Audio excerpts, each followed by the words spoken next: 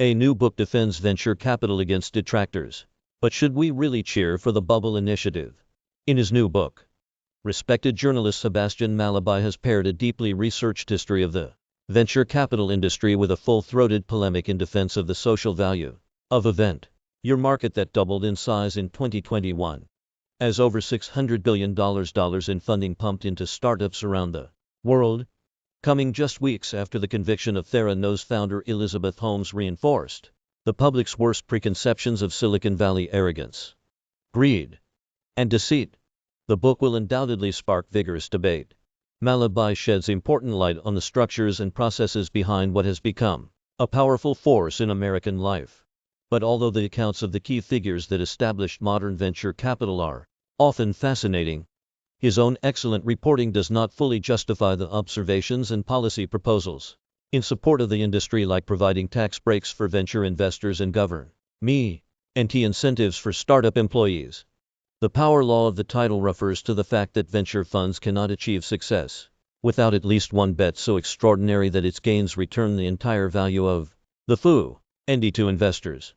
Like Sequoia's early investment in Apple, a certain number of complete failures are to be expected, and precisely how well the rest that aren't home runs do is almost beside the point. Each year brings a handful of outliers that hit the proverbial grand slam, Malabai writes. And the only thing that matters in venture is to own a piece of them. This is in sharp contrast to private equity investing, a much larger sector of the economy about which Malabai says almost nothing. Private equity investors more modestly target doubling or tripling their money, and losing the entire investment known as a donut can be career, or even fund-ending. Venture capitalists, on the other hand, don't get out of bed without the prospect of making 10 times their money on an opportunity. And a venture capitalist who has experienced multiple donuts just isn't doing his or her job right. Venture startup investors back businesses that can sometimes be little more than a concept, but they need conviction that, if the idea works out, it will create massive value. In the absence of any track record, this process of selection does not lend itself to traditional economic analysis. What Mr. Malabai calls finance without finance and success is ultimately about identifying and attracting the only real asset these enterprises have, talented entrepreneurs. Whereas most enlightening is in its detailed descriptions of the diverse approaches of the most storied venture capital firms. Excel emphasized specialization and research. Kleiner Perkins incubated its own startups. Sequoia was brutally disciplined with both its partners and its founders. Benchmark stayed small and highlighted its coaching and advising role. Founders Fund took a completely hands-off approach. The detailed stories of how the most iconic companies of the current era, from Apple to Facebook and Google, got financed in the first place make for a compelling read. At a variety of key points in the historic narrative, however, goes strangely silent.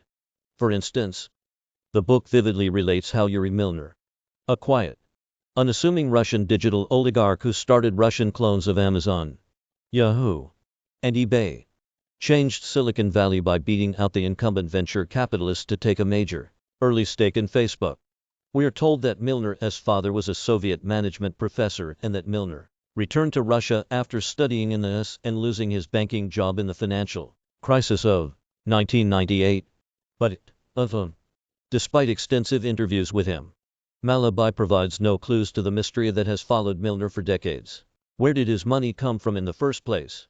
With respect to the fall of Theranos, Malabai argues that the episode actually represents a vindication for VCs, because almost none of the money that Holmes raised came from Sandhill Road practitioners, but instead was sourced from billionaire Valley outsiders.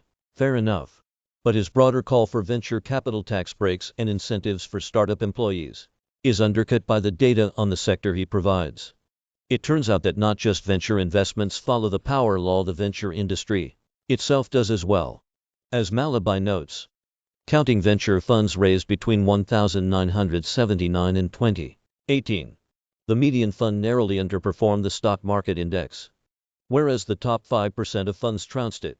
Indeed, unlike their private equity counterparts, the same few venture firms outperform over and over again. But these rarefied superstar funds have been closed to new investors for years. Well, if the sector as a whole does worse than the market, even incorporating the returns of these spectacular outliers. You don't need a finance degree to know that an invitation to participate in the remaining venture funds that are available should be politely declined. Yet the returns of the few increasingly attract the interest of the many as unprecedented sums of capital flow into the sector and unprecedented numbers of our most talented graduate TESSU established companies for early-stage opportunities. The venture startup euphoria has become so pronounced that even industry stalwarts have begun to send up loud flares. The numbers just don't add up. Fred Wilson of Union Square Ventures recently warned, referring both to the early-stage valuations and the amounts of capital being raised for speculative ventures with questionable business models, and the societal cost of misallocating our financial and human capital disproportionately to a sector that seems destined to underperform overall is not insignificant. Performs a useful service in revealing the roots and accomplishments of a poorly understood, but increasingly significant economic sector and cultural bellwether. Its central urgent claim, however, that governments must do everything possible to foster technology startups makes little sense when we're likely in the midst of a startup bubble.